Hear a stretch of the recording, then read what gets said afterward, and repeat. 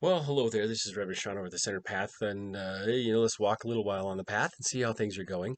Today, we're going to talk about entering the meditation space.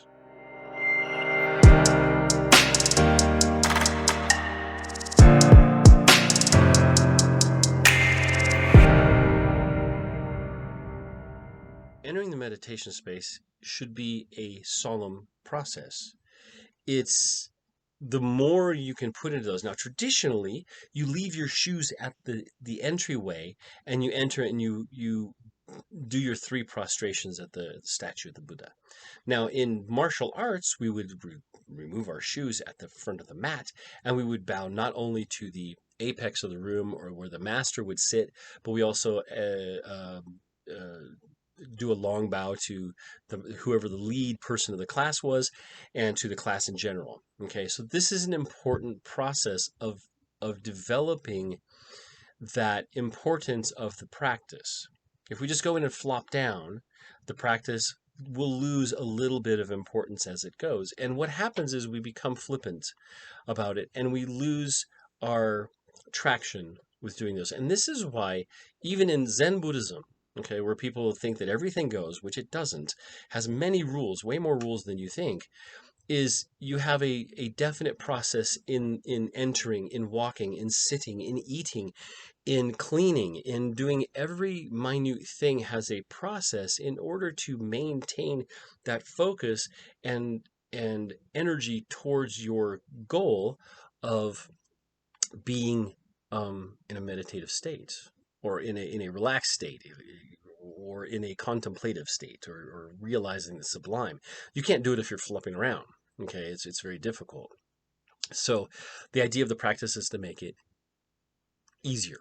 Okay, when you enter a meditation area, if you're sitting in a chair or you're sitting in on the floor, it is better to remove your shoes. Now, why? One, we don't make the area messy. That's probably the number one reason, the most practical reason, is we don't make the area messy with what we've dragged in from the outside. The second reason is we release our identity with our shoes.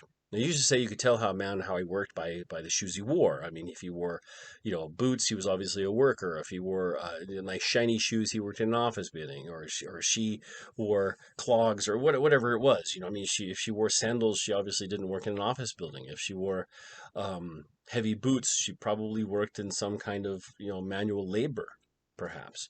And it also tells your shoes can tell your social status and your financial status and those kind of things. Now, it shouldn't, of course, because anybody can wear anything they want, and you see very poor people wearing $500 Nikes, and you see very rich people wearing 99-cent flip-flops.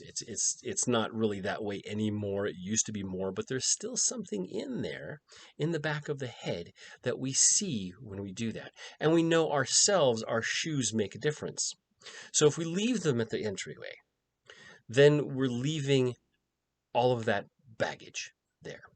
We're coming in, we're soft footed, right? We're more silent, we're more calm, we're more careful of where we step because we don't want to step on something that's sharp because we know that if we have big boots on, we don't care. We can walk in rocks and everything. But we want to have that sense of uh, it's a humility, right? We have no shoes. We're more humble. It's also a sense of quietness. There's an old saying they say, is it better to cover the entire mountain with leather because rocks are sharp or to cover your feet? It's obviously better to cover your feet because that's less troublesome and takes less work.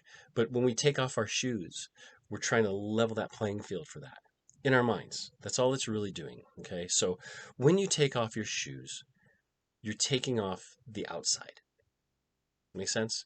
That way we can kind of be a little bit more raw, a little bit more genuine, a little bit more soft as we walk to sit in meditation.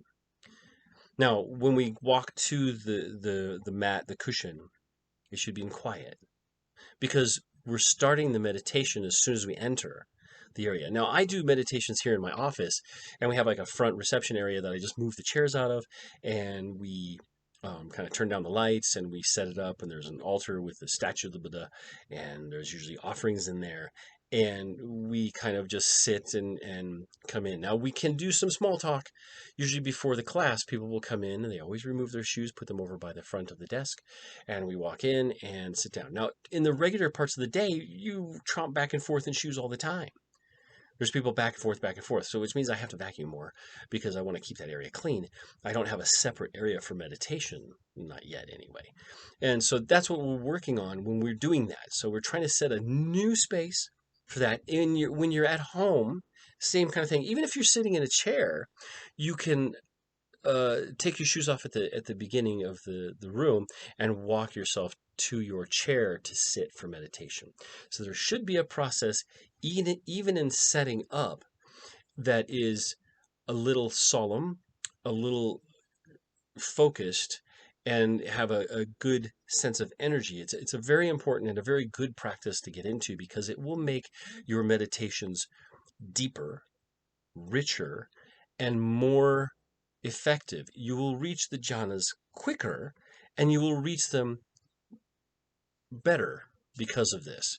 If you just walk in and flop down anywhere, which you can all totally do, and it's a good practice to learn to sit at any place, any time, and learn how to meditate or learn how to become calm.